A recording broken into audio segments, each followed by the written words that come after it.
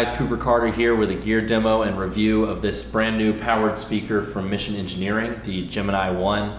I've been a big fan and user of Mission Engineering's control pedals for several years now, so when I found out that they were going to release an FRFR or full range flat response speaker designed from the ground up to work with modelers like the Aspects 2, which is what I've got running into it right now, I was pretty excited. They sent this one out to me a couple weeks ago and I've been using it ever since, and I thought I'd do this little review to show you guys some of the features of it and also to let you hear it.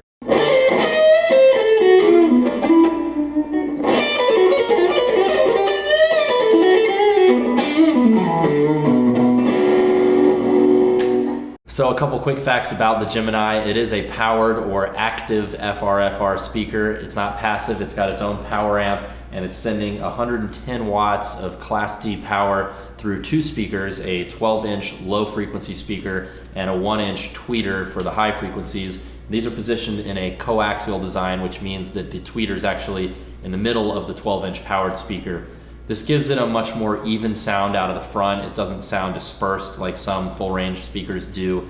And it also enables you to mic the Gemini with one mic. You can position it wherever you want on the cone, adjusting closer to the center for more highs or closer to the edge for more low end, which is kind of a cool feature if you're looking to mic the cab you're using, but still have a full range cab. So obviously the most important thing to know about the Gemini is that I think it sounds absolutely phenomenal. It's got a great balance between the highs and the lows, and the sonic spectrum, which is what you expect from a full range flat response speaker, is really, really wide. You're getting a great sound out of your low end, very chunky low end when you're playing rhythms, and you're getting really nice sparkly highs out of all your cleans and a nice sizzle on your dirty tones too. It's a really faithful reproduction of the tones that I'm wanting to hear out of the Aspects, and it's also really loud. Over the last couple weeks of using the Gemini, I've found that 110 watts is more than enough power to get the volume I need. I've used it in two configurations. First, sending the Aspects 2 direct out to the PA and using the Gemini on stage for my own sound, getting feedback off of it and chugging along on rhythms. It shakes the floor really nicely, just like a good guitar cabinet should, so you can really feel it. I've also used the Gemini as a standalone amplifier without any other amplification on stage, actually just yesterday at an outdoor gig. Just the Gemini alone was enough, not even anywhere near full volume, to go and play over a drum set, another guitar and a bass and vocals all going through the PA. So obviously I think the Gemini sounds amazing, or I wouldn't be reviewing it here on my channel, but I understand that sound is subjective, so really all I can say is that I really recommend you guys include it in your consideration if you're looking for an FRFR solution. That said, I think there are three very clear things that set the Gemini apart from every other FRFR solution available on the market. The first one of those is form factor. As guitarists, we want to have a cab on stage, not only because we're used to it, but also just because honestly, it looks cool. So for guys going FRFR and getting all the benefits of that, really a lot of the solutions make you get a wedge or a PA speaker that honestly just don't look that good. And Mission is really taking care of that problem by housing a fantastic sounding FRFR speaker system in a really great looking cab. This is a gorgeous cabinet that looks very classic and just has a great look on stage.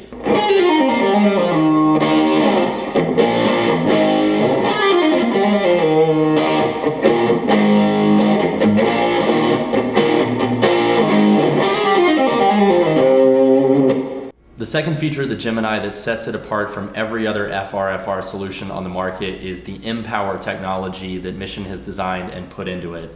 mPower is a proprietary algorithm that's accessible via a knob on the back of the Gemini itself, and it can switch between FRFR and cabinet, which is Mission's idealized cabinet response sound, as if the FRFR speakers were actually a single guitar cabinet speaker. I see this feature as the single most important reason that people should look at the Gemini as a potential solution for them if they're trying to make the transition from a traditional guitar cabinet setup to an FRFR setup. I'm a devoted user of FRFR technology. I really like being able to access the entire sonic spectrum and be able to use the hundreds of IRs or impulse responses that are available for a modeler like the Aspects 2 in its cabinet simulation. So with FRFR technology, you can scroll between all the different cabinets and hear the nuances as they're translated transparently through the speaker system. With the more limited frequency range of a guitar cabinet, you're not going to be able to use those simulated cabinets, and you're pretty much just going to be able to use the cabinet that you have. With FRFR though, sometimes for some people, especially those who are used to a guitar cabinet sound, it's going to sound a little odd because it sounds more like what you would hear coming out of speakers once you've recorded guitar, or what you would hear live when you're hearing guitar through a PA. It has a different feel than a guitar cabinet right in front of you.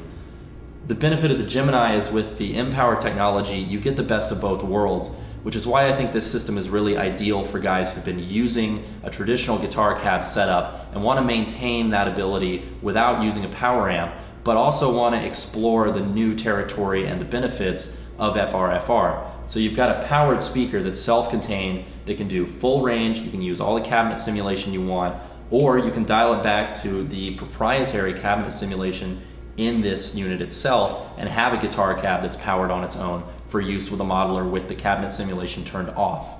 So what I'm going to do is play through the Gemini with it set all the way on FRFR, which is going to be giving a very transparent sound. We're going to be hearing ideally exactly what's coming out of the Asphex 2. So I'm going to be using an ultra-res cabinet IR through the cabinet simulation in the Asphex. I'm going to be using factory number 131.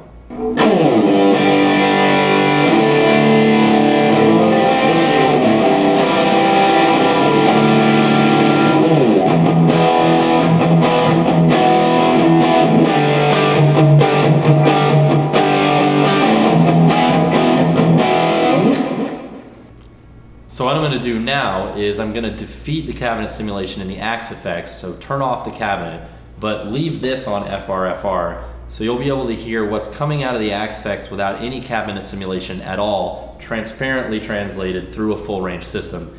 It's going to sound weird, it's not a sound we're going to want to use, but I'm using it to illustrate what's going to happen when I send the uncabinet simulated signal from the Asphex into the M-Powered cabinet simulation on the Gemini. So here it is without any cabinet simulation from either the Asphex 2 or the Gemini cab.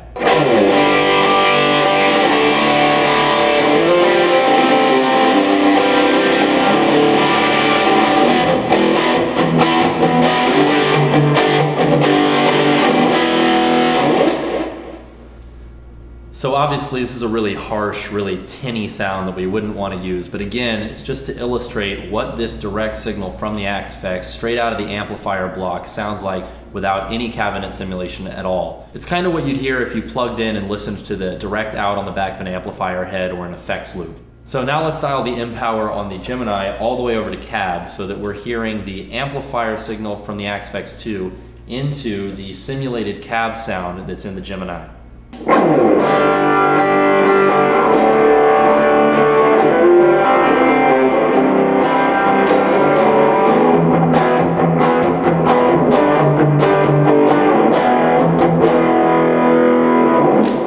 To me, that is a great cab sound. I think Mission's done a really, really nice job of adjusting the frequency spectrum through the M-Power to simulate a really full-sounding guitar cabinet that has a really signature sound. Now this is going to be really useful for guys who want to use a cabinet sound that's very signature, but obviously if you want to use cabinet simulations from the Asphex 2 or another modeler, you're going to want to turn it back to FRFR on the Gemini so that the tone isn't being colored by the cabinet simulation algorithm in the Gemini itself. When I describe the frequency spectrum of a traditional guitar cab or of the Gemini set to the cab setting as limited, that's not to say that it's a shortcoming. It's just to differentiate it from full range, which isn't going to be coloring the tone at all. So when you send a signal through this set to cab setting, it's going to be imparting to your tone the signature sound that Mission has designed for it to sound like a cab. When you set it to FRFR, the signature sound is going to come from whatever you're sending into it. Which brings me to the third thing about the Gemini that I think sets it apart from every other FRFR on the market, which is the digital technology that Mission has put into it other than the M-Power algorithm. If we look at the back of the Gemini, we'll notice that there's a USB connection and an additional input for an instrument, which brings me to the really exciting feature of the Gemini, which is that we can actually use the speaker itself as a sound card and a speaker system for your computer and DAW recording. So you can plug your guitar into the input on the back of the Gemini and record into your DAW with a software modeler like a VSTi, and then actually play back through the Gemini itself. So you're basically getting a contained recording unit with the Gemini. The Gemini 1 speaker is a mono system, but the circuitry is stereo and intelligent. So if you send a stereo signal into the input, the Gemini will actually route the second half of the signal to the next output so that you can send it to another Gemini cab. What this means is that you could get 2 of these and hook them up and have an incredible stereo rig, or if you're using it as a sound card, you can have a great recording monitoring system for your DAW, and also probably the most kick-ass Netflix or iTunes or whatever playback system you could possibly want to have. The key thing I've noticed though about the extra technology that's in the Gemini is that none of it's in there at the expense of or at a detriment to the core mission of the speaker system. And I guess that's a mission engineering pun for you there. But the core mission of the system, which is to be an idealized, loud, transparent, cabinet form-factored FRFR solution with such high quality in modelers, we need speaker systems that are equally as high quality and are also designed with modelers in mind. There are a lot of FRFR solutions out there. A lot of them sound pretty good, but they aren't designed with the express purpose of serving a modeler like the Aspx 2. And when I plugged the Aspx into this for the first time and turned it on, it was immediately clear to me that the guys at Mission took the Aspx 2 and modelers like it as the impetus for a speaker system, because this is designed to play very, very well and sound phenomenal with a modeler. Just a quick note about my reviews. I've gotten some comments asking if I endorse products. Guys probably haven't watched to the end of videos who've made those comments, because I always state that I endorse the products I'm reviewing. I am very selective about what I review. I'm very selective about what I use. I get dozens of requests to review gear every month, and I really only end up demoing and reviewing the gear that I truly believe in, that I really want to use live and in the studio, and that I'm committed to supporting as a guitarist and a musician. I'm not just shilling for random gear companies. This is gear that I really enjoy using and think that people would benefit from checking out themselves. Obviously, everything with sound is subjective. I can only give my best recommendation, and I will certainly give that for the Gemini. I highly recommend you guys check it out, whether you're coming from a cab, going to an FRFR solution, or whether you already have an FRFR solution. I really think that the Gemini is worth checking out. You might jump ship from what you're already using.